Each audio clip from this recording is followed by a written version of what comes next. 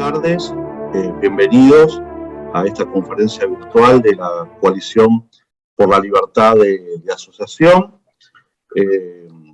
que se dedica a la solidaridad entre colegas de la sociedad civil, es decir, a defender el derecho que tenemos a asociarnos, reunirnos y manifestarnos en nuestros países como derecho humano universal, que es el artículo 20. Pueden ver nuestro sitio, que es artículo20.net, y esta conferencia tiene como objetivo analizar la situación, no solo de la libertad de asociación, sino del resto de las libertades fundamentales en los países que presentan sus candidaturas al Consejo de Derechos Humanos de la ONU, que se creó en el año 2006, que tiene 47 miembros y 7 de América Latina, y se renuevan por tercios cada año, ¿no? Y este año se presentan las candidaturas de Costa Rica, Chile y Venezuela para 2 lugares que tiene el grupo de América Latina y el Caribe. Ahí en un rato mi colega Liz les va a compartir un informe que publicamos en CADAL junto con la Fundación Konrad Adenauer hace 1 o 2 años, donde básicamente analiza la evolución de los países miembros del Consejo de Derechos Humanos de la ONU, y cómo están representadas las democracias, básicamente, ¿no? Y con 2 propuestas de reforma. Una tiene que ver con el voto, ¿no? Que los países miembros del Consejo son elegidos por la Asamblea General, en los 193 países que integran la Organización de Naciones Unidas, y el voto es secreto, y nosotros estamos pidiendo desde CADAL que el voto sea público, porque creemos que los estados deben rendir cuenta a sus ciudadanos de a qué países votan para integrar nada más y nada menos que un organismo que se encarga de supervisar la situación de derechos humanos en todo el mundo. De hecho, nosotros hicimos un pedido de acceso a la información pública al Ministerio de Relaciones Exteriores de la Argentina sobre cómo había votado Argentina desde que se creó el Consejo hasta el año pasado, y ese pedido, por una democracia como la Argentina, con una ley de acceso a la información pública, fue rechazado, argumentando que informar a los ciudadanos de la Argentina sobre cómo vota su país puede afectar las relaciones bilaterales. O sea que está por encima de nuestro derecho a ser informados la relación, la política exterior de Argentina con los países que se candidatean. Bueno, vamos a tratar de recusar esa respuesta del Ministerio de Relaciones Exteriores y también bregar porque estados democráticos traten de cambiar esto, ¿no? Y que si un país democrático vota a una dictadura, eso genere debate en el propio país, ¿no? Después lo otro es que haya el requisito no sea simplemente el artículo que era la resolución del Consejo de Derechos Humanos de la ONU, no simplemente decir que los países se comprometan a respetar los derechos humanos, sino poder incluir algo más preciso, ¿no? Que, por ejemplo, establezca invitaciones abiertas y permanentes a todos los procedimientos especiales, o hayan ratificado los grandes pactos internacionales de derechos humanos. Es decir, subir un poco la vara para que si alguien que está en el Consejo de Derechos Humanos de la ONU, por lo menos tenga el compromiso. Esa es un poco la idea. Y ahí van a ver un poco cómo fue evolucionando la integración del Consejo, por lo menos hasta el año pasado. Le voy a presentar quienes nos acompañan: Alexandra Pina, de Freedom House, Inés Pousadela, de Civicus, Raúl Sileski, de Ediples de Costa Rica, Mariana Elwin, de la Fundación Patricio Elwin de Chile, y Julio Morón, de Civilis, de Venezuela. Vamos a empezar con Alexandra y luego con Inés, quienes van a analizar el desempeño de los 3 candidatos para ocupar las 2 vacantes del Grupo de América Latina y el Caribe en sus respectivos informes. El de Libertad en el Mundo de Freedom House, y luego Inés con el Civicus Monitor de Civicus. Así que bienvenidos, de nuevo gracias a todos por aceptar esta invitación, gracias a los colegas de la Coalición por la Libertad de Asociación, que hoy reúne a 24 organizaciones, no solo de América Latina, sino de Estados Unidos, de Europa y una de África, que es Civicus. Así que bueno, bienvenidos a todos los que están conectados, y adelante, Alexandra. Muchísimas gracias, Gabriel. Es un placer estar con ustedes hoy aquí para discutir, hablar de un tema tan interesante como la renovación de los miembros activos del Consejo de Derechos Humanos. Como sabemos, los candidatos son tres: Chile, Costa Rica y Venezuela.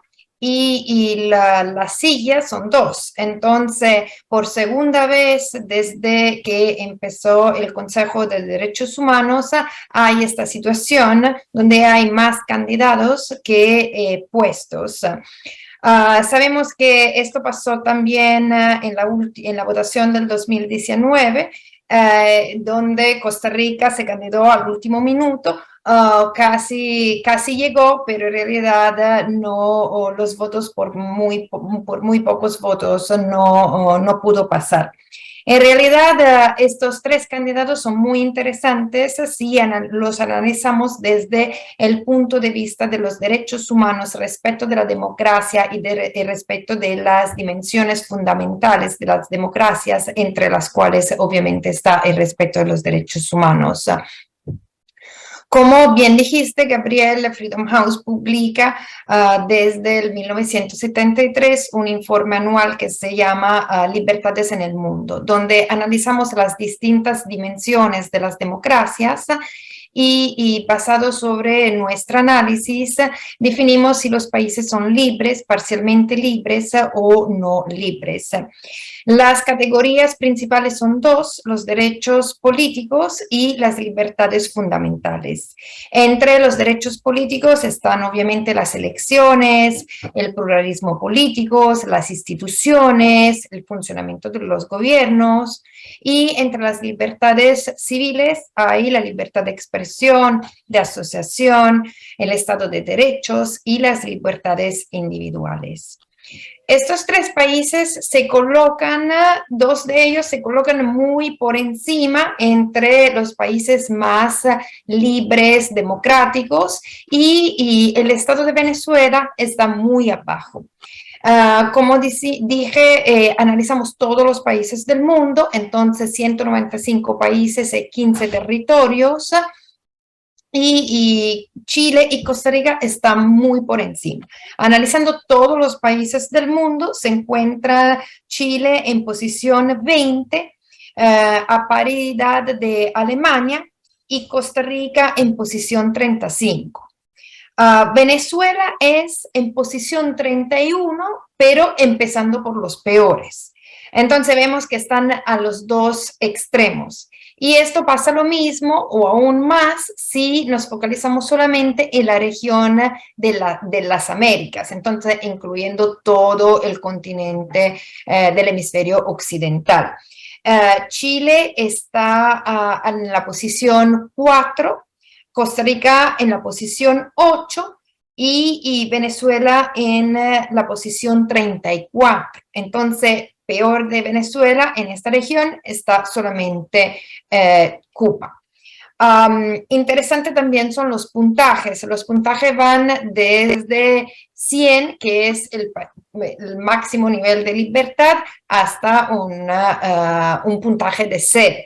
Chile tiene un puntaje de 94, entonces está muy bien, y Costa Rica en 91, y Venezuela tiene un puntaje de 14. Además, si miramos la evolución también de Venezuela a lo largo de los últimos 10-15 años, es impresionante ver cómo el nivel de libertad empeoró en Venezuela.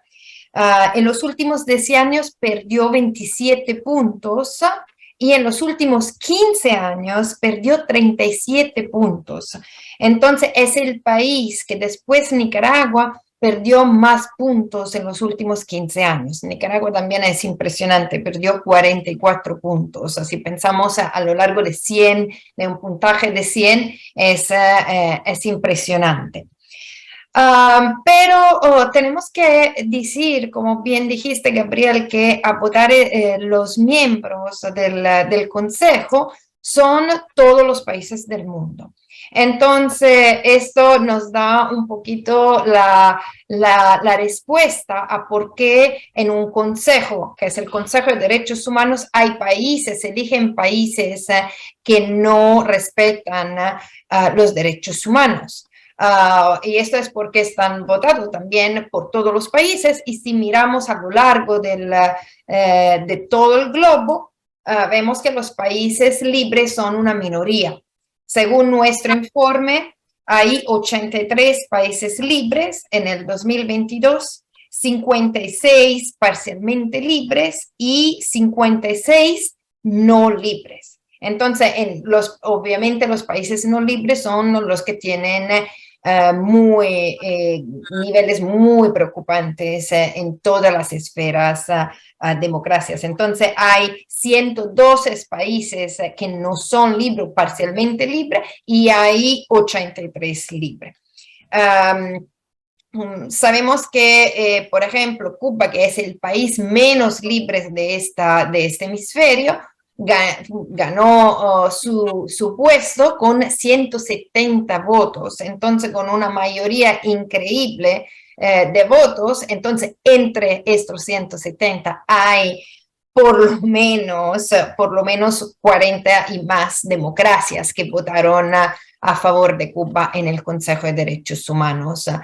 Esto es un poquito el panorama mirando los números, mirando los análisis de Freedom House. Obviamente, nuestra esperanza es que en un consejo que es la institución más importante a nivel global para los derechos humanos, entonces para avanzar en los derechos humanos, pero también para proteger estos espacios de libertad que hay en el mundo, también en los países más problemáticos, esperamos que dos países tan democráticos, tan fuertes, con instituciones que demostraron también recientemente en momentos difíciles de ser instituciones fuertes, sólidas, puedan ocupar los espacios para defender los derechos humanos en este hemisferio.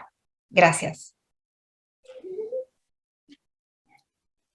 Muchísimas gracias, Alexandra. Ahí también le vamos a compartir el último informe de Freedom in the World para que quienes nos están siguiendo puedan acceder y ver lo que Alexandra les compartía.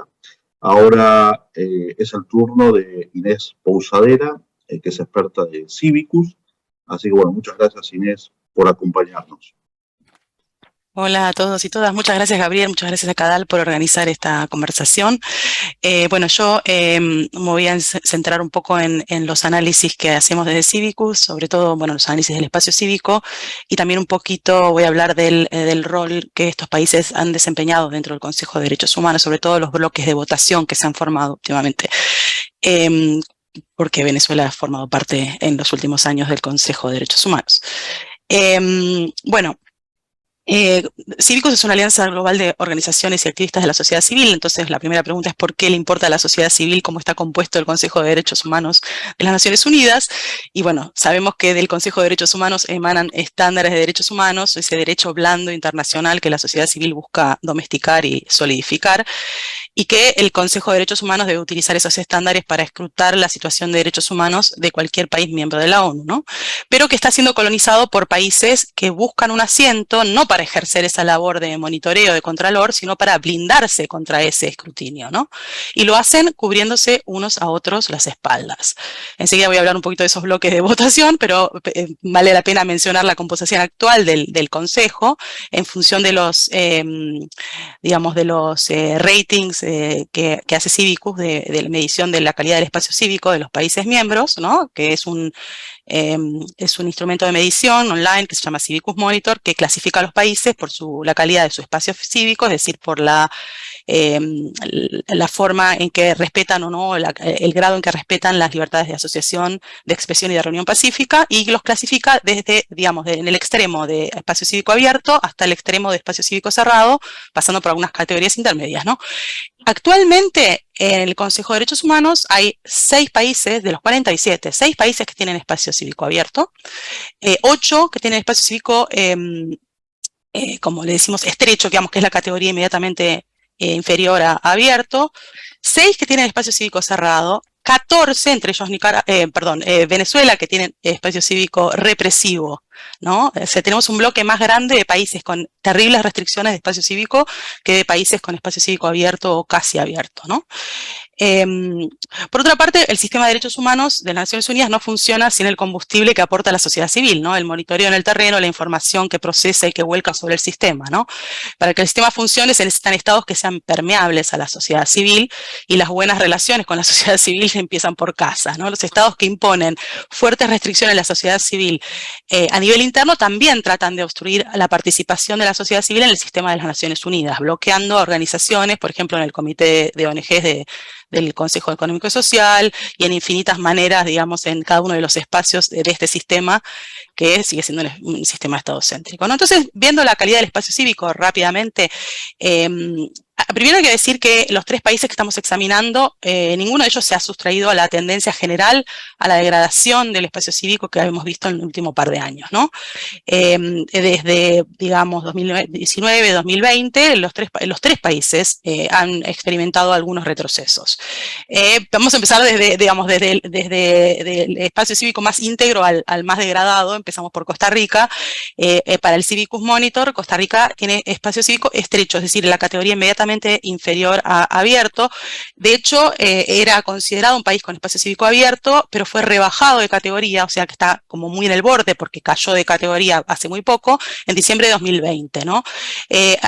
Como resultado de una serie de procesos que tuvieron que ver con ataques que no solían ser frecuentes en Costa Rica contra personas defensoras de derechos humanos, especialmente de comunidades indígenas, el asesinato de un líder indígena, atentados contra otros líderes indígenas, amenazas, etcétera. Leyes que restringieron la libertad de asociación de los trabajadores, en particular el derecho de huelga, tentativas de criminalizar a líderes de protestas, etcétera. Chile.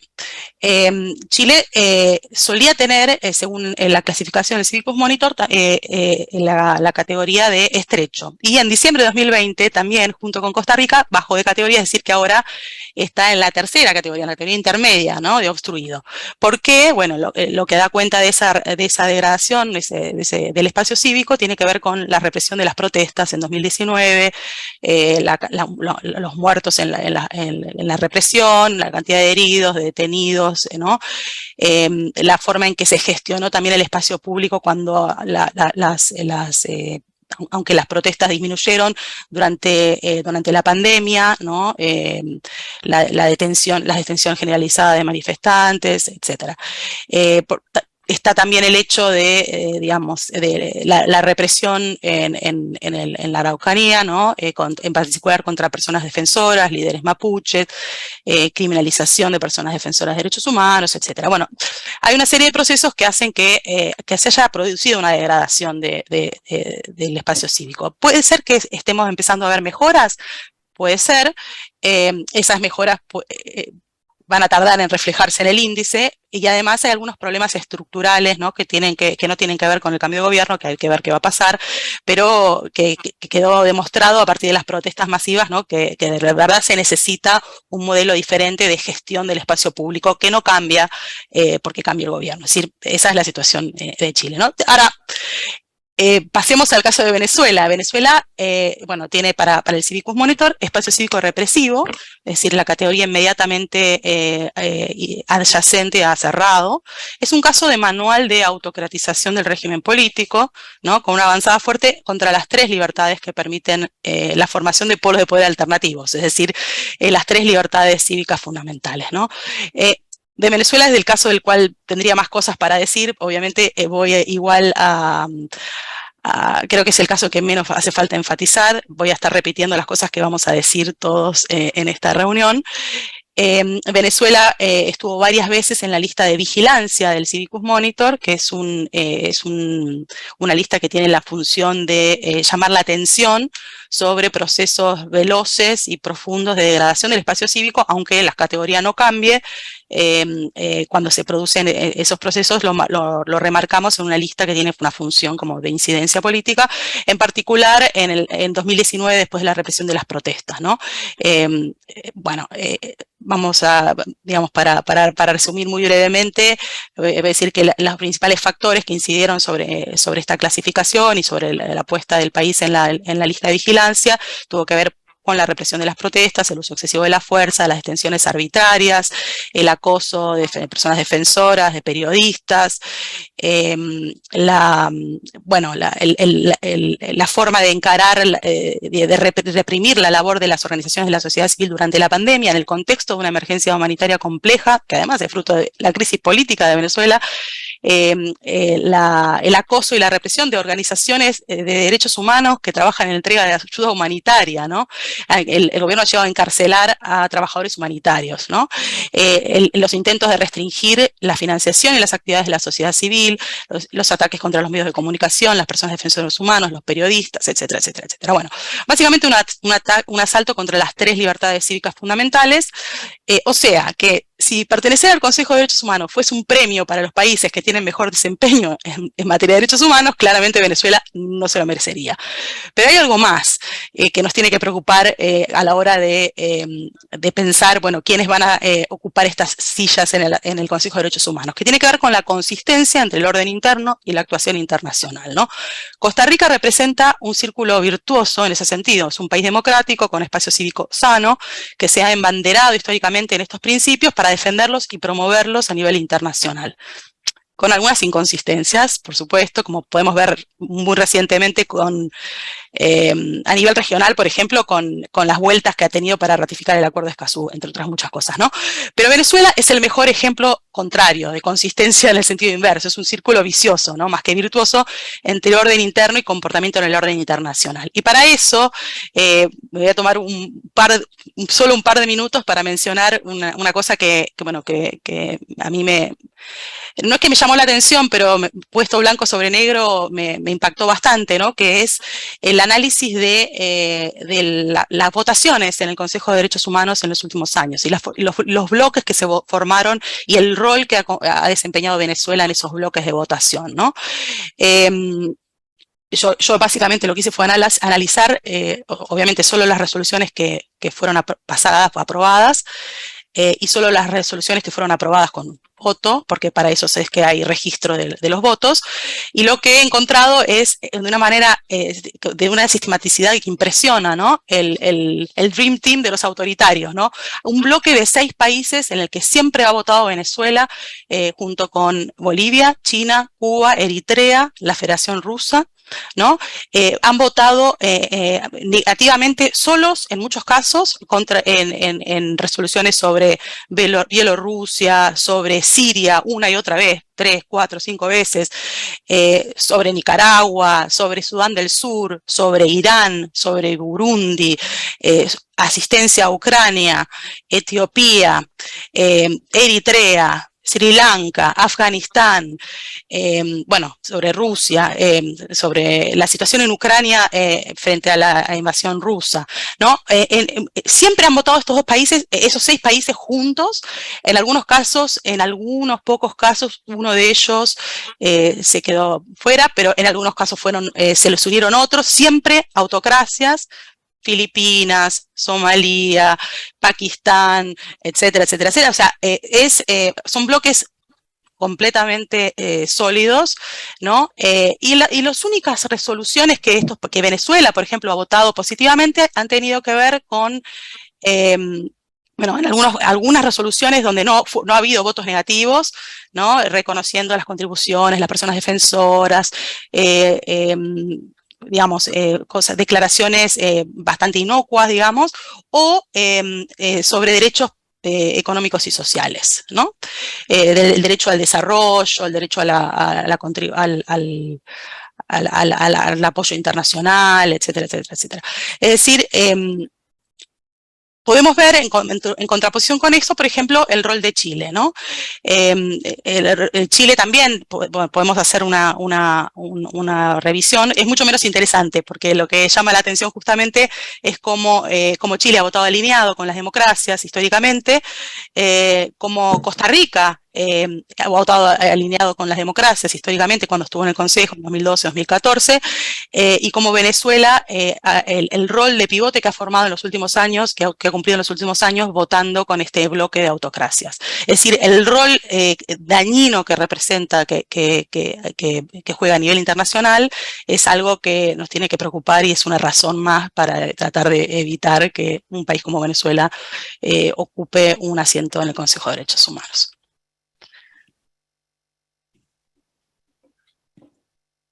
Muchísimas gracias, Inés. Y ahora es el turno de Raúl Sileski, nuestro colega de IPLEX de Costa Rica. Adelante, Raúl. Bueno, buenas tardes acá. Aquí son las 3:31 de la tarde. Es un gusto estar en esta actividad que realmente yo la siento como muy educativa, porque he tenido que leer bastante y aprender bastante, y al escucharlos aprendo cada vez más. Le estaba comentando a don Gabriel que aquí dentro del país no se sabe que Costa Rica lanzó la candidatura. Es un tema que tuve que preguntarles a ustedes, porque no hay una sola noticia en el país que hable de esta candidatura.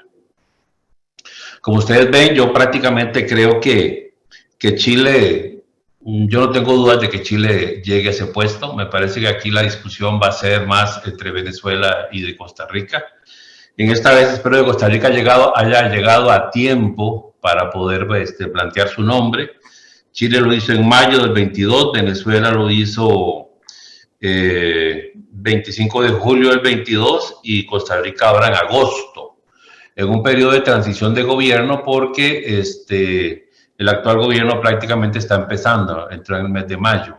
Hace un mes, hace poquito, acaban de nombrar apenas a la embajadora de las Naciones Unidas, y el presidente de la República y la ministra de Educación van ahora el 18, el domingo salen para las Naciones Unidas. Va a estar allá con la ministra de Educación, va a participar en la Asamblea General, y espero que eso permita darle un impulso a la candidatura de Costa Rica en este intento, que espero que sea fructífero, porque evidentemente los estándares que tenemos en Costa Rica creo que nos da suficiente carta para ir a aspirar a una silla en el Consejo de Derechos Humanos.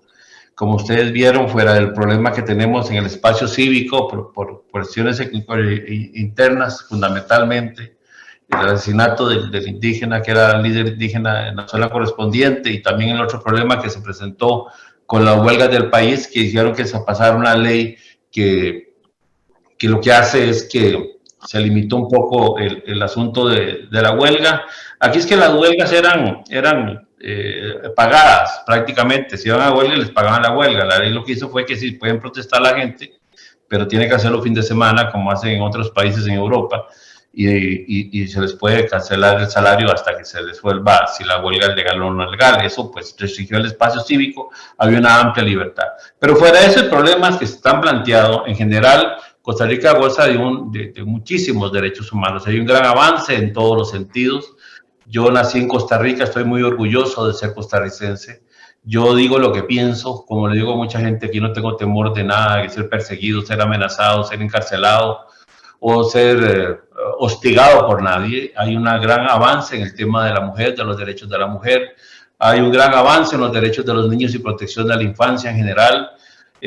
También tenemos un gran avance en los derechos de la comunidad LGTBI. El matrimonio se legalizó vía de parejas del mismo sexo por la Sala Constitucional.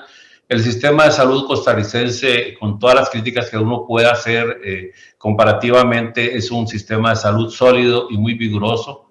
Y en general Costa Rica creo que tiene una carta muy sólida para presentarse para este puesto en la Comisión de Derechos Humanos de las Naciones Unidas. Me parece que el panorama que hemos visto, también lo hemos visto, sobre todo en la especialidad del IPLEX, que es el tema de libertad de expresión. El mundo está prácticamente partido en dos. Hay unas autocracias terribles o semiautocracias también.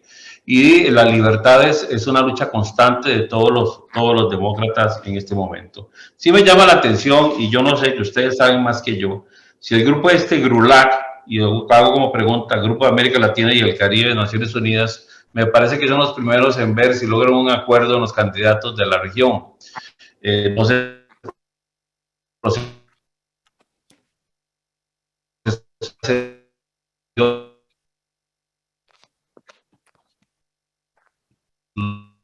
Ahora, Raúl, se corta tu intervención.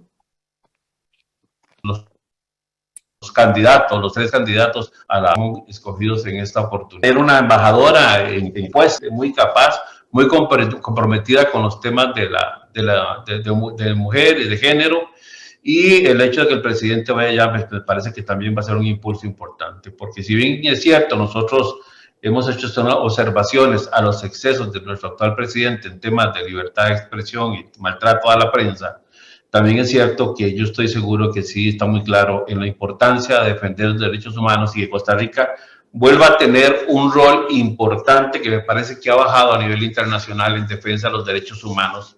Por lo menos una crítica que internamente se hace es que hemos perdido un poquito el liderazgo en estos temas y se han cometido algunas inconsistencias. Por ejemplo, en este tema del Pacto de Escazú, Costa Rica no lo ha aprobado, mientras que Chile sí lo aprobó, y aquí internamente hay resistencia. Sin embargo, en lo que corresponde a defensa del medio ambiente, a protección de parques nacionales, Costa Rica ha avanzado muchísimo y creo que hemos consolidado que este país prácticamente es un país sumamente verde, protegido y que queremos cada vez mejorar más. Así que yo creo que la candidatura de Costa Rica nos da una luz en este momento. Creo que ojalá las democracias se comprometan con esta alternativa del país. Y creo que es importantísimo sacar a Venezuela. Es que no puede ser, es que a mí me parece una vergüenza que en las comisiones internacionales y consejos internacionales de derechos humanos esté Cuba, esté Venezuela y esté, bueno, Bolivia también, que se le suma a veces. Entonces yo creo que esta es una lucha importante. Yo esperaría que las democracias en este momento, me parece que a pesar de las diferencias de los meses de que se anunció la candidatura, está muy parejo el piso y da posibilidades de que el país se articule en este momento buscando las alianzas correspondientes y los compromisos. Y el rol de las ONGs creo que es fundamental. Es importante que también las que tienen ese gran músculo internacional y estas redes que tenemos den un apoyo a estos dos países. Me parece que ahí debe estar definitivamente Chile y Costa Rica por todo lo que hemos escuchado y lo que nos han explicado Alexandra e Inés. Y yo no sé si les puedo aportar algo más, pero me parece que la experiencia de Costa Rica han sido muy duras las 2 veces anteriores recientes en que fracasó en su intento. La última me parece que sí, y yo sí comparto el criterio de que fue una candidatura muy improvisada, muy a última hora, tratando de evitar que Venezuela llegara, pero creo que en esta oportunidad se dan las condiciones para que esto cambie. Muchísimas gracias, Raúl. Ahora le invitamos a Mariana Aylwin de la Fundación Patricio Aylwin en Chile. Sí, gracias por la invitación. También he aprendido mucho. Como dijo Raúl, acá tampoco en Chile se habla mucho de esta candidatura, aunque sí hemos sabido del...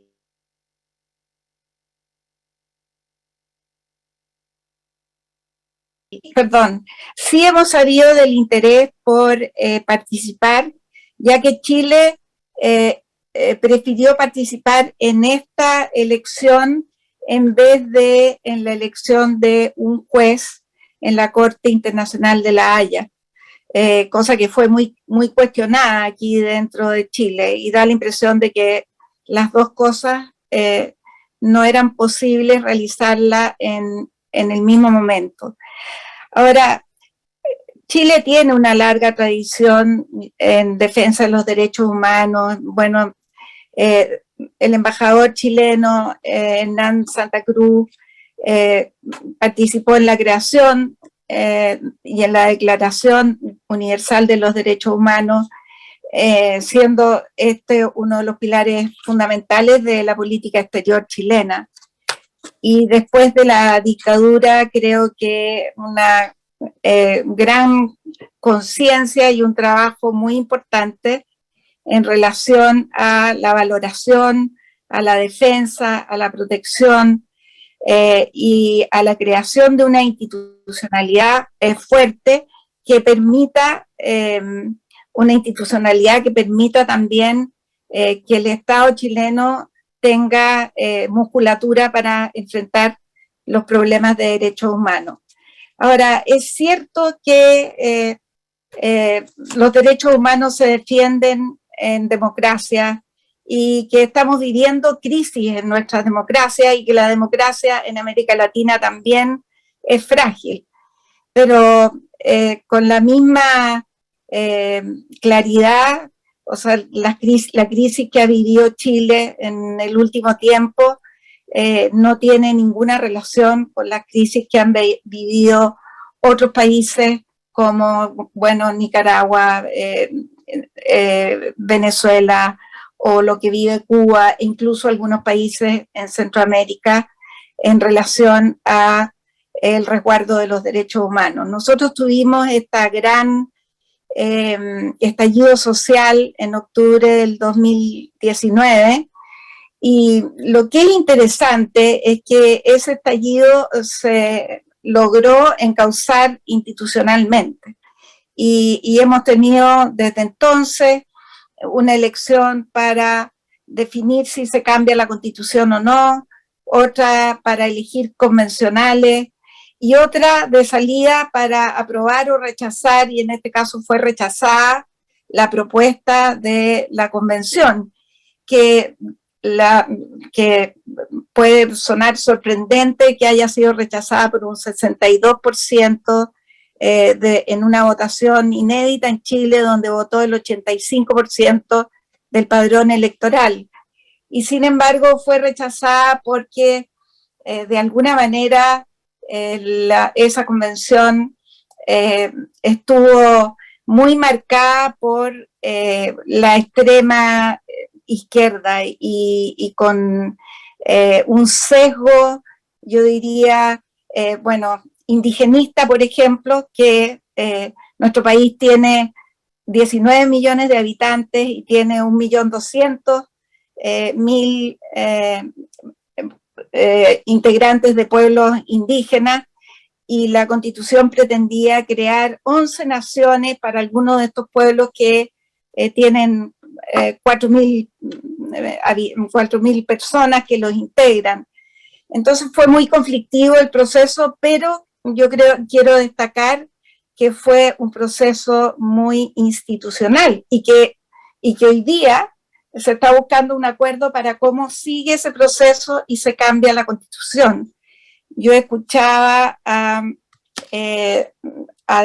Inés decir que, bueno, que no depende solo de un cambio de gobierno, que cambien las condiciones en relación a situaciones de violaciones a derechos humanos o de espacios cívicos abiertos. Efectivamente no depende de un gobierno, depende de fortalecer instituciones, y en ese proceso es el que está Chile. A mí lo que me preocupa es que sean dos países con buenos indicadores en estándares democráticos como Costa Rica y Chile, que terminen finalmente peleando por un solo cupo, porque tal vez creo que la candidatura de Chile puede penetrar de alguna manera este bloque más autoritario, sobre todo en autoritarismos que tienen que ver más con el mundo de la izquierda, porque tenemos un gobierno de izquierda con el Partido Comunista adentro y un gobierno con un liderazgo muy joven y que aparece muy atractivo, yo creo, como Chile también está haciendo un cambio de su institucionalidad en este contexto en el cual las democracias en América Latina están viviendo todas problemas similares. Entonces, me gustaría tener la esperanza de que ambos países pudieran conquistar el número de votos para estar presentes en el Consejo. Ahora, Chile ya ha estado anteriormente, estuvo el año 2009 a 2011, del 2012 al 2014 y del 2018 al 2020. Y como se dijo aquí, bueno, Chile es un país que ha suscrito todos y ha sido un promotor de la incorporación de Chile y de los demás países a todos los temas de diálogo y consenso en materia de derechos humanos. También ha sido activo promotor en la incorporación de perspectiva de género, el combate a la violencia, la discriminación basada en orientación sexual, la generación de espacios de sociedad civil en organizaciones internacionales, rol de buena gobernanza, gobiernos locales, en fin, hay una que plantea en su statement, ¿no? Y el compromiso se expresa por medio de acciones y vinculación concreta. O sea, Chile ha suscrito los 10 tratados internacionales existentes en materia de derechos humanos que protegen derechos civiles, políticos, económicos, sociales y culturales de mujeres, niños, niñas y adolescentes, de pueblos indígenas, en fin, y personas con discapacidad, y ha seguido cumpliendo sus compromisos ante los órganos de tratado mediante el envío de los informes periódicos y participando constructivamente de los exámenes ante estas instancias. Cuando fue el conflicto de octubre de 2018, el gobierno, que era de derecha, convocó a los organismos internacionales a venir a Chile y a hacer un examen de la situación que se había producido en ese momento. Ahora, es verdad que para nosotros este es un tema en el cual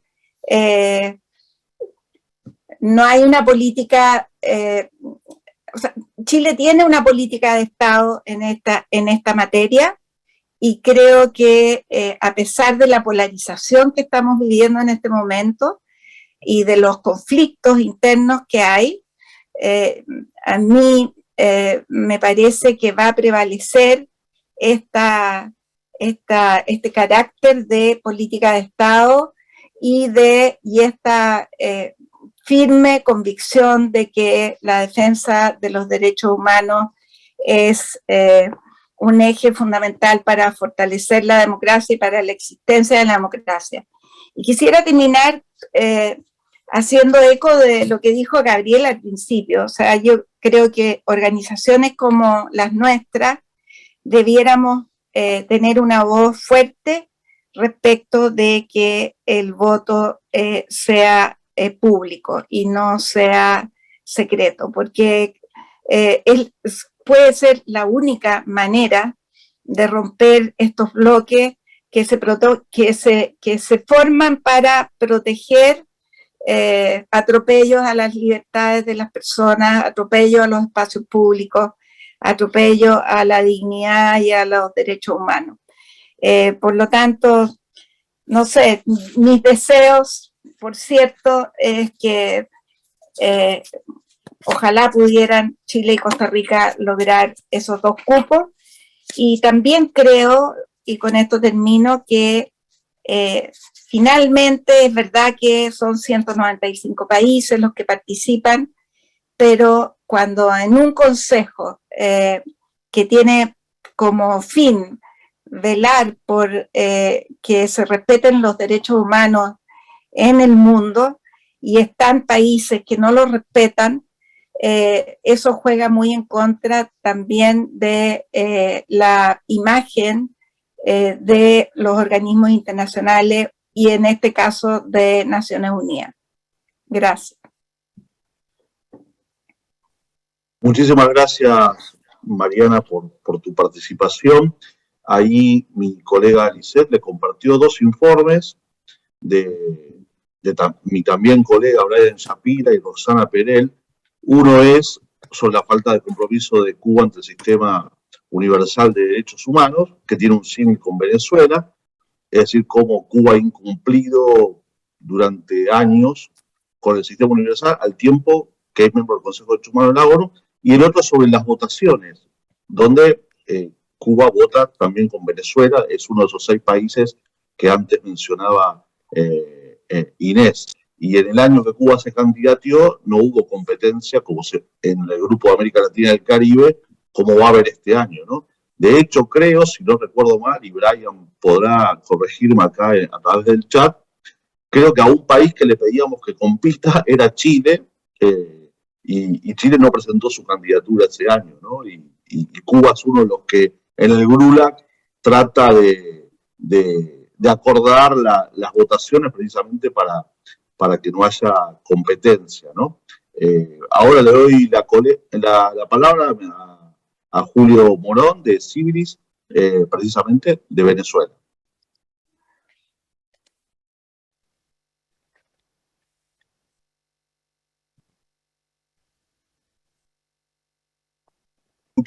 No te escuchamos, Julio. ¿Me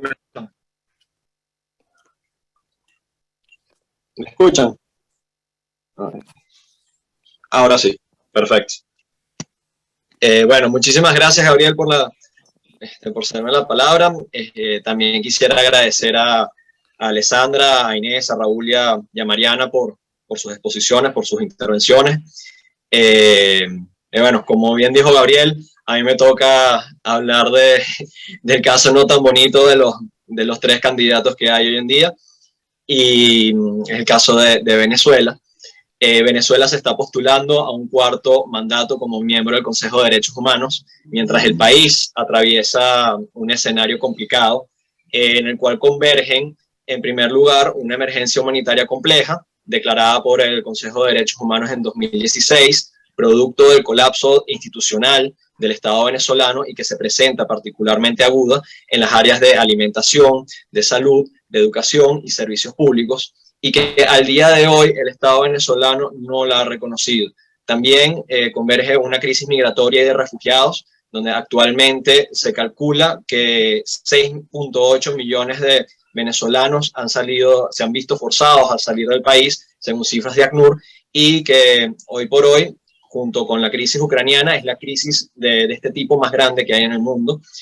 También converge una crisis económica producto del colapso de la industria petrolera y del aparato productivo venezolano, y que en 9 años, a partir del año 2013, la economía se redujo en un 80% de 2013 para acá, lo que representa una contracción profunda del Producto Interno Bruto.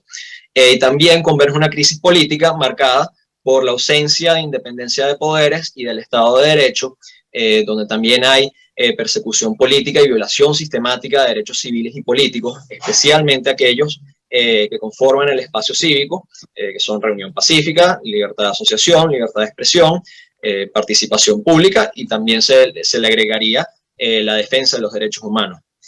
Frente a este escenario, entonces, Venezuela pretende asumir un 4º mandato como miembro del Consejo de Derechos Humanos. Ya Venezuela había participado en 3 ocasiones, en primer lugar en periodo 2013-2015, cuyo proceso de elección fue en el año 2012. En esa ocasión, para 3 vacantes se presentaron Argentina, Brasil y Venezuela. Los 3 quedaron por default. Luego, 2016-2018, el proceso de elección fue en 2015, en el cual para 3 vacantes se presentaron Bahamas, Ecuador, Panamá y Venezuela. Quedaron Ecuador, Panamá y Venezuela. Bahamas se quedó por fuera. Y en el periodo 2020-2022, que el proceso de elección fue en el año 2019, para 2 escaños se presentaron Brasil, Venezuela y Costa Rica, que bueno, que bien lo explicó Raúl. Esta candidatura costarricense se hizo para frenar la venezolana, No obstante, como fue hecha muy tarde, lamentablemente no se lograron obtener los votos necesarios. Ahora, hablando un poco del rol que ha jugado Venezuela como miembro del Consejo de Derechos Humanos, se tiene que decir que no necesariamente este papel se compagina a una agenda de protección y defensa de los derechos humanos en el mundo, demostrándose claramente el rechazo por parte del Estado venezolano a aquellos mecanismos especiales de supervisión e investigación en países con situaciones de derechos humanos críticas. Tal como mencionaba Inés anteriormente, forma parte de este Dream Team de los países autoritarios, y bueno, tengo varios casos específicos de votaciones que ha hecho Venezuela. Por ejemplo, en un solo periodo de sesiones, el periodo de sesiones de octubre a noviembre de 2021, Venezuela votó en contra de la renovación del grupo de expertos eminentes para Yemen, que quedó sin mandato. De igual modo, votó en contra de la renovación del mandato de la Comisión de Investigación para Siria, y adicionalmente votó en contra de las resoluciones que establecieron las relatorías especiales para supervisar la situación de derechos humanos en Afganistán y Burundi. Estas 4 votaciones fueron únicamente en un solo periodo de sesiones del Consejo de Derechos Humanos. Luego, en diciembre de 2021, Venezuela votó en contra de la resolución que estableció una Comisión Internacional de Expertos para Etiopía. Recientemente, en marzo de este año, votó en contra de la resolución que creó el grupo de 3 expertos sobre Nicaragua. En la crisis de derechos humanos en Ucrania, producto de la invasión de Rusia, Venezuela se abstuvo en las 2 resoluciones que han tratado la situación, y recientemente, el lunes de esta semana, el 12 de septiembre, la delegación venezolana descalificó el mecanismo de investigación en Myanmar, declarando que este no fue consultado con el Estado y que es un mecanismo impuesto y políticamente motivado. Como podemos ver, esta tendencia de Venezuela claramente demuestra que su rechazo a cualquier tipo de mecanismo de investigación y supervisión de derechos humanos. Entonces, bueno, ya al final, ya para hablar en cuanto a la cooperación que ha tenido Venezuela con el Consejo y sus mecanismos, se puede decir que presenta serias deudas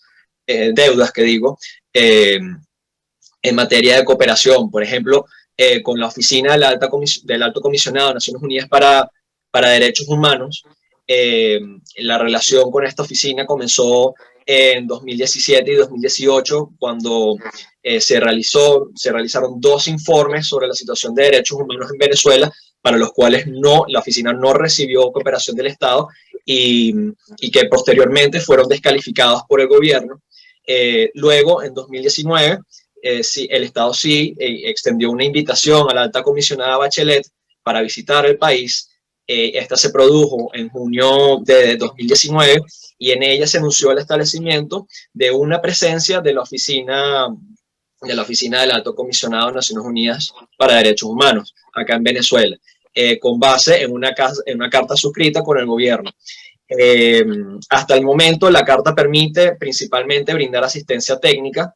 En 2020 se renovó la carta con el mismo propósito, y cabe destacar que ambas cartas suscritas entre el gobierno y la oficina son confidenciales, por lo que se desconoce públicamente los acuerdos contenidos en estas 2 cartas. Por mandato del Consejo, la alta comisionada generó informes anuales con sus respectivas actualizaciones orales sobre la situación de derechos humanos en Venezuela. A pesar de tener un equipo de la oficina acá en el país, el Estado no ha mostrado disposición de cumplir con las recomendaciones hechas en los informes, e incluso se ha entorpecido la labor de la oficina en el país. Por ejemplo, en marzo de 2021, luego de la actualización oral de la alta comisionada, el gobierno anunció la revisión de su relación con la oficina acá en Caracas, y posteriormente se pudo confirmar que se suspendieron todos los programas de asistencia técnica y el acceso del personal de la oficina a centros penitenciarios acá en Venezuela. Luego, otro mecanismo con el cual Venezuela ha tenido relación es el examen periódico universal, al cual Venezuela ha sido sometida a su evaluación en 3 ocasiones, en 2012, 2016 y este año 2022. En este tercer ciclo de examen, el Estado venezolano recibió 328 recomendaciones de 115 países que participaron en la evaluación. De las recomendaciones recibidas, el Estado aceptó 221. No obstante, entre las 107 recomendaciones anotadas y rechazadas, se encuentran algunas recomendaciones cuya aplicación es urgente para aliviar y para solventar la situación de derechos humanos acá en el país, tales como aquellas dirigidas a restablecer la independencia del Poder Judicial, especialmente de jueces y fiscales, la liberación de presos políticos, el combate contra la impunidad en casos de violaciones graves de los derechos humanos, determinándose responsabilidades, las cadenas de mando, y también recomendaciones dirigidas a asegurar la protección del espacio cívico, garantizando las labores de organizaciones no gubernamentales, periodistas, defensores de derechos humanos, sindicalistas, sin riesgo a ser perseguidos. Cabe destacar que el Estado no ha creado un mecanismo de seguimiento de las recomendaciones aceptadas en sus 3 ciclos de EPU, a pesar de que es una recomendación reiterada en estos exámenes y de que es un compromiso que el propio Estado asumió, por lo que no hay un mecanismo y no hay forma de hacerle seguimiento de forma oficial a cómo el Estado ha implementado las recomendaciones que ha ido aceptando en los 3 periodos en los 3 ciclos de EPU. También el Estado venezolano ha tenido relación con procedimientos especiales, no en la manera positiva, cabe destacar, porque al menos 10 procedimientos especiales han solicitado visitar el país.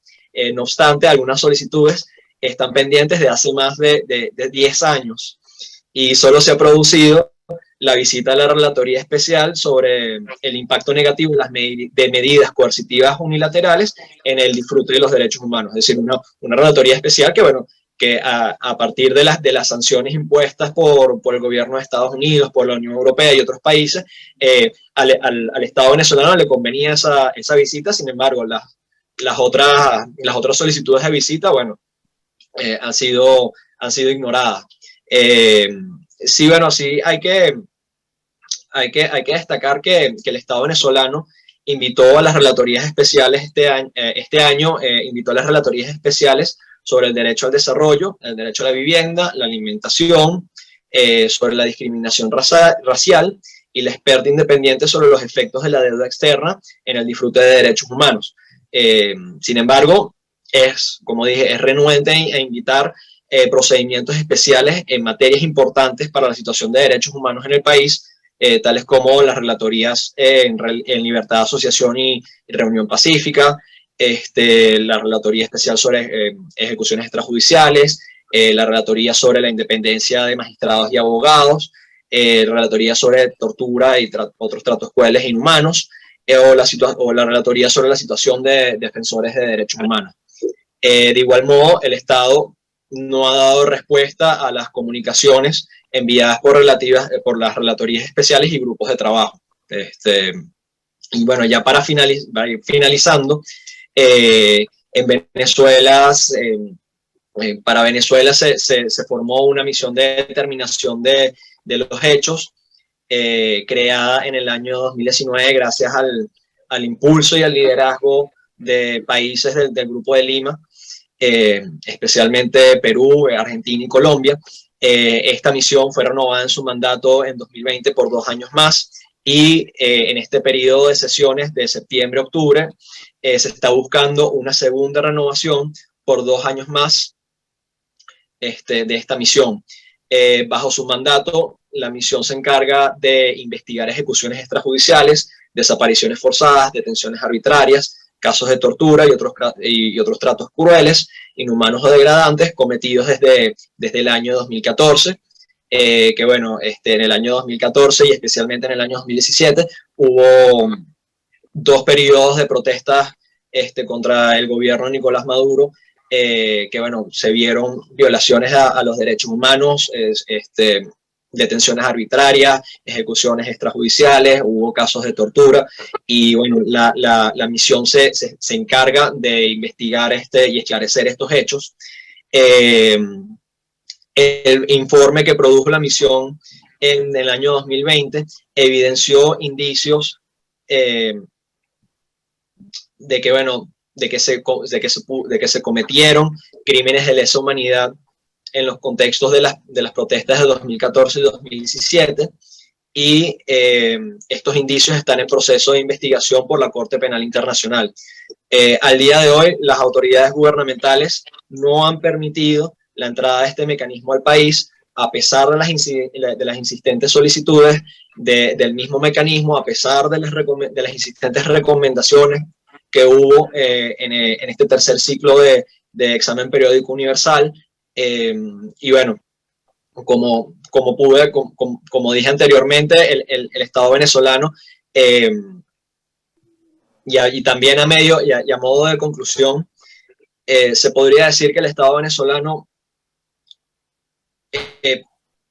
está participando y busca participar como miembro del Consejo de Derechos Humanos, justamente para no ser sometido al escrutinio y a la rendición de cuentas de los mecanismos que establece el propio Consejo.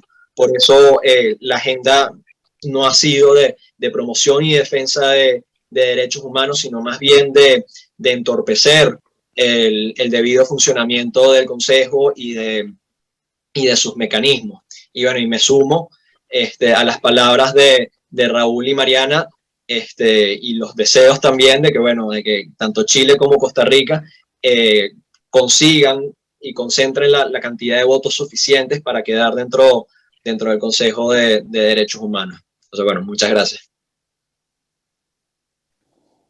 Muchísimas gracias, Julio. A través de preguntas y respuestas pueden hacer llegar precisamente sus preguntas a los expositores que nos acompañan hoy. Voy a empezar yo, ya que no hay ninguna pregunta. Tengo por lo menos dos. La primera sería en la elección de Venezuela, ¿qué rol puede cumplir el apoyo que le ha dado Venezuela a Rusia, ¿no? Y que ha sido ampliamente rechazado? Es decir, ¿puede ese apoyo de Venezuela a Rusia derivar en que su candidatura no junte los votos suficientes? No sé quién quiere empezar.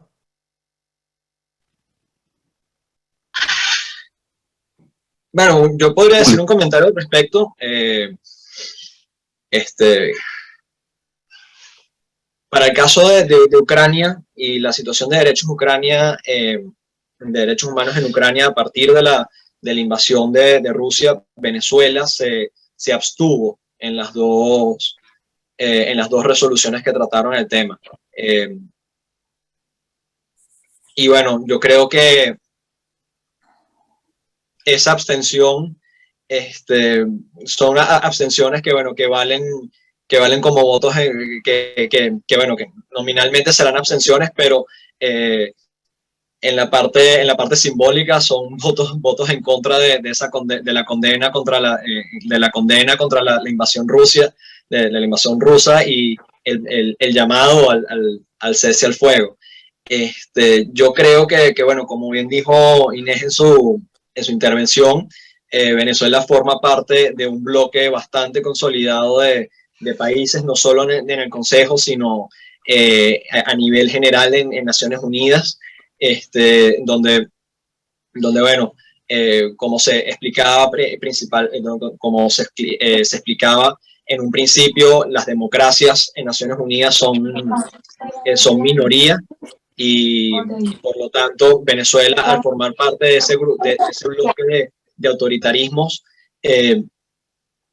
tiene bastantes votos asegurados. Entonces yo creo que el apoyo a Rusia no sería muy relevante en este caso, porque bueno, existe este bloque, y en bloque todos votan a favor de los países de ese bloque. No sé si alguno de mis colegas tiene otra opinión. A mí me gustaría agregarle a tu respuesta, y para que también los colegas puedan agregar algo, lo que comenta Rigoberto Lobo, también nuestro colega de la Coalición por la Libertad de Expresión, que plantea que la preocupación de que un Estado como el actual venezolano sea parte del Consejo de Derechos Humanos de la ONU debe ser de todos los países democráticos, porque se convierte en una tranca para el disfrute de los derechos, no solo en Venezuela. Me gustaría que el resto pueda comentar algo sobre esto que plantea Rigoberto.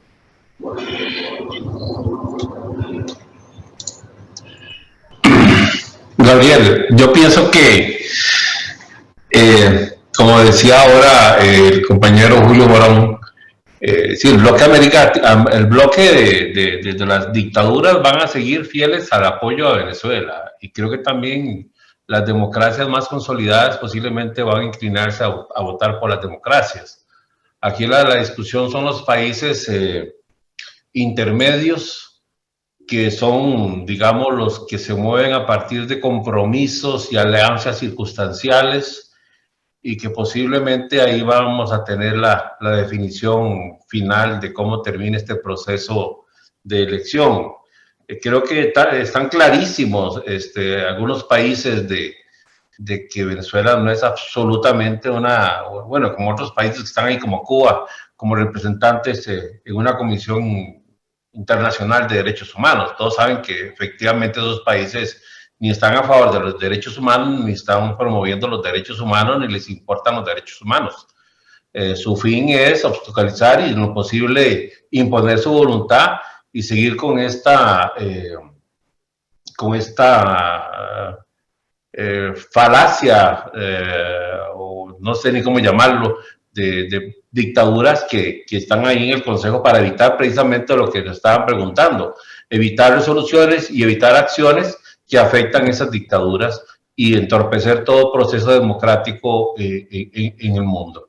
Así que mi criterio es que los grupos ya que conocemos van a seguir, y aquí lo que ocurrió o lo que está ocurriendo allá en Europa, creo que puede ser que se mantengan estas posiciones, pero que muchos de los que estaban en este juego de indecisiones y de compromisos se han golpeado con la invasión de Ucrania y van a reaccionar de alguna manera, y yo espero que reaccionen para bien. Muchas gracias, Raúl. No sé si alguien quiere agregar algo más. Alexandra. Creo que la elección de los miembros activos del Consejo es algo muy complejo, porque desde un lado tenemos, analizamos el Consejo y los miembros desde el punto de vista, ¿no?, de los derechos humanos. Entonces, ¿quién es en favor de los derechos humanos? ¿Quién que promueve derechos humanos? ¿Quién tiene respeto de derechos humanos dentro de su país y puede entonces promoverlo en otros países? Pero en realidad, cuando miramos a los números, vemos que los acuerdos, la negociación para los votos va mucho más allá de democracias en contra de autoritarismos o países libres versus países no libres. Si pensamos, como decimos, a Cuba, 170 votos, ahí hay muchas democracias. Y entonces pienso que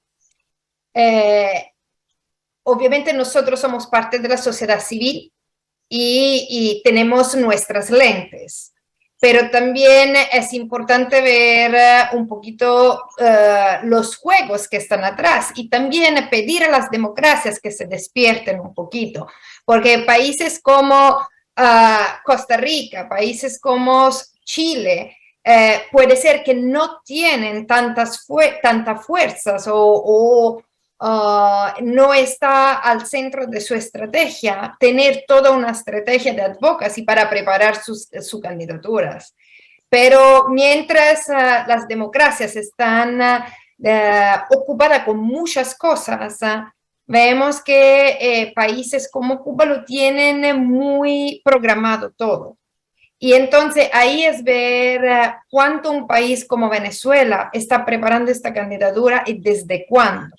Si pensamos que, por ejemplo, y vamos a ver qué pasa en un par de semanas, pero cuando pasó la resolución para crear la Fact-Finding Mission, la misión de verificación de los hechos, Venezuela presentó con Irán una resolución que en realidad desde la cual empezó el mandado de la oficina de la alta comisionada. Entonces tienen una estrategia para sembrar, porque a diferencia de Nicaragua, que vemos que no le importa casi nada, de nada, el gobierno de Nicolás Maduro le importa cómo parecer y hace todo lo posible para parecer bien. Entonces, creo que también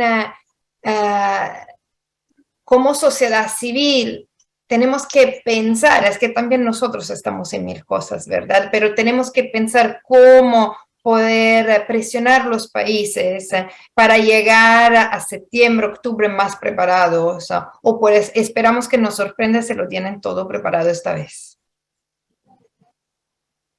Gracias, Alexandra. Sí, Julio. Sí, yo justamente para agregar a las palabras de Alessandra, por ejemplo, en el caso venezolano, hoy en día estamos en proceso de buscar la renovación de la Fact-Finding Mission por 2 años más.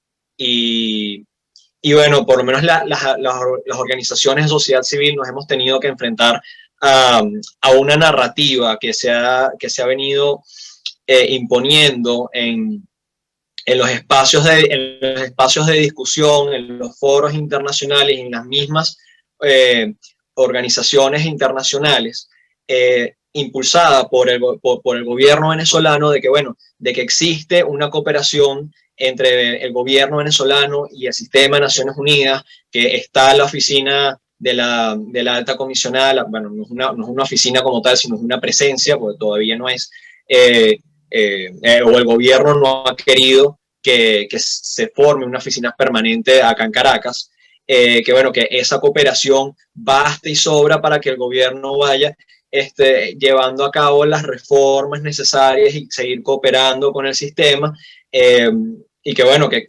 claramente, como pude exponerles, yo creo que la realidad es otra, y más bien la misión de determinación de hechos ha sido un mecanismo importantísimo y complementario para tanto para las víctimas como para el esclarecimiento de los hechos y de violaciones que han sucedido en Venezuela a partir del año 2014, y ese trabajo de derrumbar esa narrativa que se ha ido imponiendo por parte del gobierno venezolano ha llevado o ha necesitado el trabajo conjunto de una coalición gigantesca de organizaciones tanto venezolanas como internacionales para impulsar esa agenda, para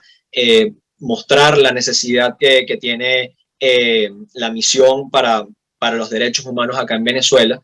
Y hoy en día contamos con un grupo de países que se han comprometido a impulsar y a liderar ese proceso o la renovación del mandato, especialmente, y países latinoamericanos, que es lo importante, y que es un trabajo que las organizaciones de sociedad civil tenemos que llevar, porque como dice Alessandra, los autoritarismos están bien organizados, tienen la ventaja de cómo son Estado, la información oficial siempre va a llegar primero, siempre va a tener un peso importante por encima de la información que pueda llevar una ONG o una coalición, y tiene los recursos. Entonces, es necesaria ese trabajo en unidad de todas, del sector de sociedad civil,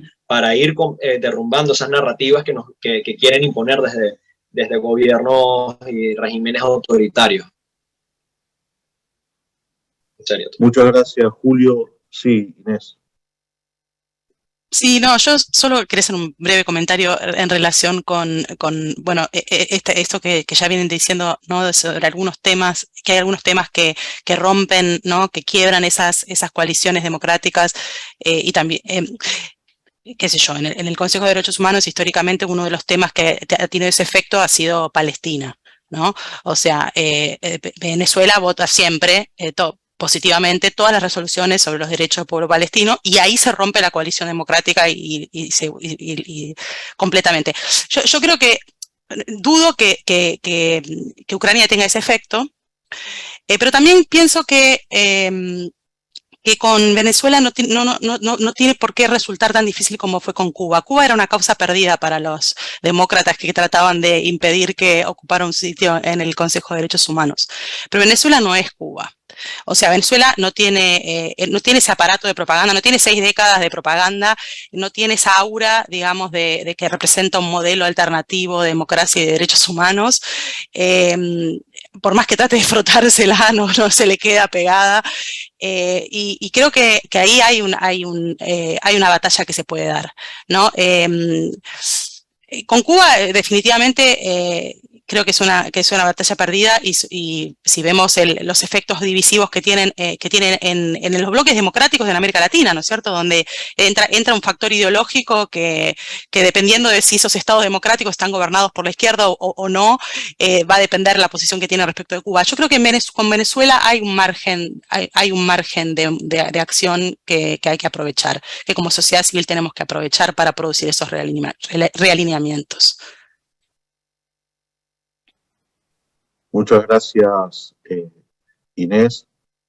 Creo que bueno que le respondiste a lo que acá pregunta John Suárez, que Rusia fue expulsada del Consejo de Derechos Humanos de la ONU por la invasión de Ucrania en 2022, pero La Habana se ha involucrado en violaciones sistemáticas de derechos humanos en Cuba y también apoyó la invasión de Rusia. ¿Qué se puede hacer para expulsar a Cuba del Consejo? Bueno, creo que Inés de alguna manera contestó, y yo agregaría que más que expulsarla del Consejo, hay que ver que no sea reelecta el año próximo, ¿no?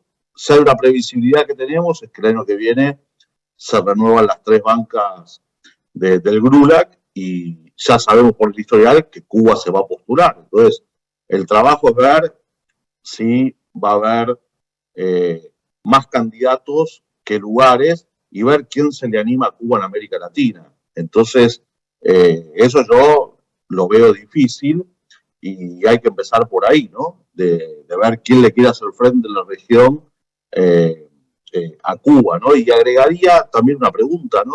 Quizás a Julio, por lo que acaba de explicar Inés, y que todos sabemos, ¿no? El músculo que tiene Cuba, la influencia y el poder de incidencia de su diplomacia. ¿Cuánto crees que puede estar haciendo el régimen cubano apoyando la candidatura de Venezuela a través de sus aliados, ¿no?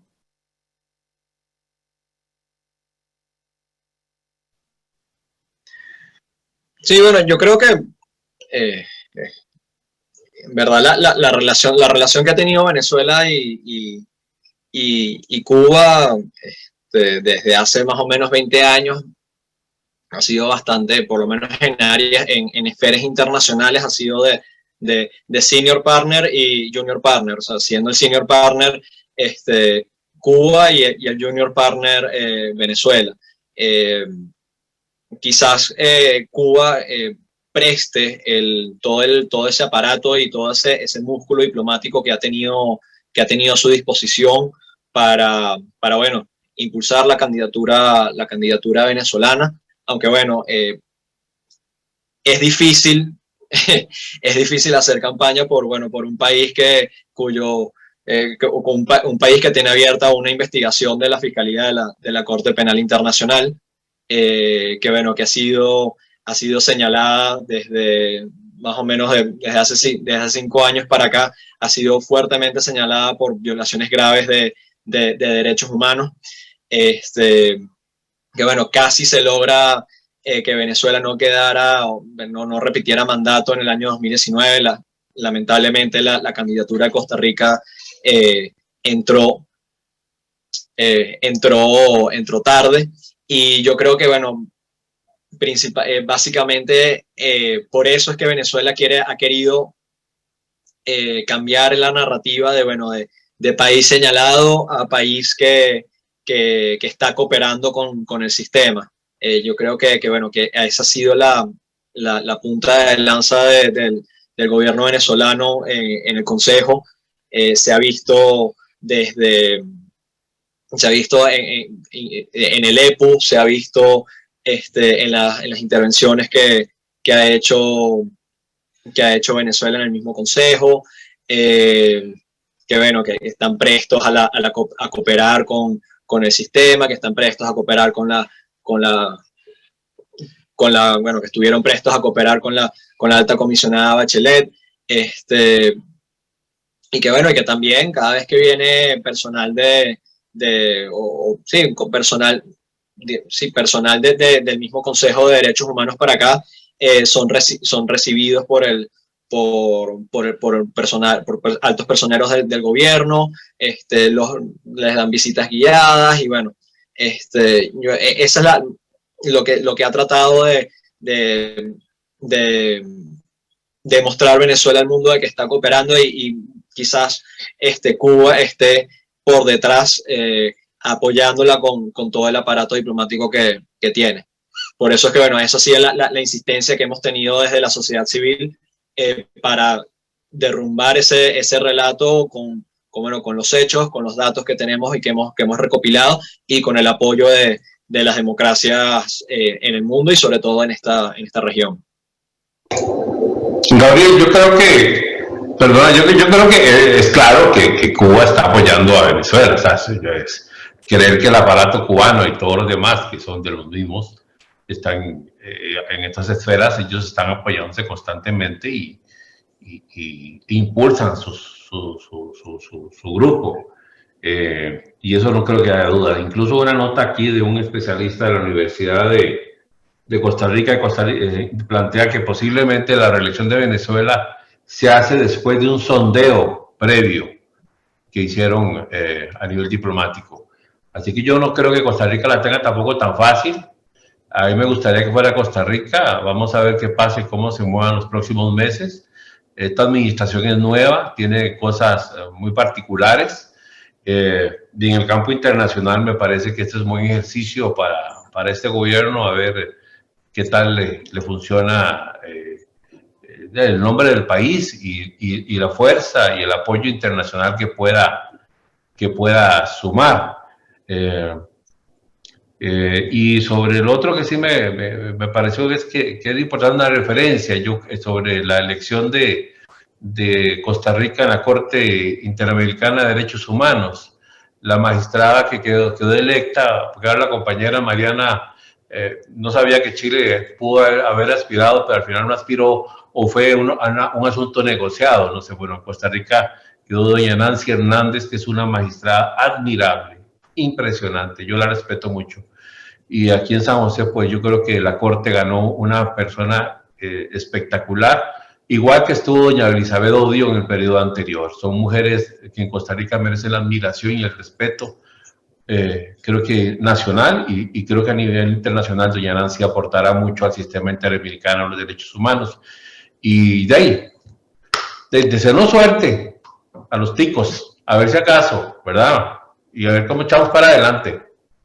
Muchas gracias. Sí, puedo decir, sí, yo les deseo suerte, de verdad, y en la Corte Internacional, de todas maneras, y ojalá que en esta oportunidad se pueda dar el caso que Costa Rica y Chile puedan integrar el Consejo. Ahora, el desafío es qué podemos hacer nosotros, porque estas son negociaciones que se hacen casi tan secretamente, ¿no?, entre los estados, y el mismo hecho de que la votación no sea pública lo hace más complejo aún. Entonces, completamente disponibles a seguir, a tratar de empujar que esto sea posible. Yo creo que sería un gran triunfo democrático que estuviera Costa Rica y Chile en el Consejo y que no estuviera Venezuela, porque entiendo que Cuba sigue estando y ya es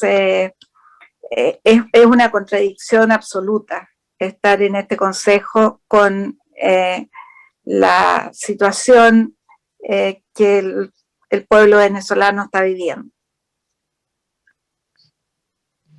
Muchas gracias, Mariana, y bueno, creo que todos queremos lo mismo y creo que sería una manera muy importante de ayudar a nuestros colegas de Venezuela, ¿no? Que sientan que dos democracias de América Latina que han sido firmes frente a la situación de violación de derechos humanos en Venezuela estén representando a la región en el Consejo de Derechos Humanos de la ONU. Sería una palmadita en el hombro importante para toda la gente allí en Venezuela, especialmente a los que están presos, ¿no? Y a todos los que luchan pacíficamente por la democracia y los derechos humanos. Elegimos este Día Internacional de la Democracia precisamente para tratar este tema y que sean precisamente las democracias las que estén en el Consejo en esta elección en octubre por los dos lugares del Grupo Latinoamérica y el Caribe. Bueno, quiero agradecerles a Alessandra de Pina de Freedom House, que es esposadera de Cívicus, Mariana Elwin de la Fundación Patricio Elwin de Chile, Raúl Sileski de Duplex de Costa Rica, Julio Morón de Civilis de Venezuela, a mi colega Lisette Kuhler, que hace que todo esto funcione. Muchas gracias, y a todos los colegas de la Coalición por la Libertad de Asociación. La verdad, estamos orgullosos de poder sacar a la luz el debate de este tema tan importante, nada más y nada menos, sobre informar que se van a elegir dos países para el Consejo de Derechos Humanos de la ONU, que debe velar por la defensa de los derechos humanos en todo el mundo, y como han manifestado tanto Raúl como Mariana, que no es un tema que se informa y que se debate en nuestros países, y que si nos preocupan los derechos humanos debería ser un tema de debate más allá de todos los temas que nuestros países tenemos para debatir, ¿no?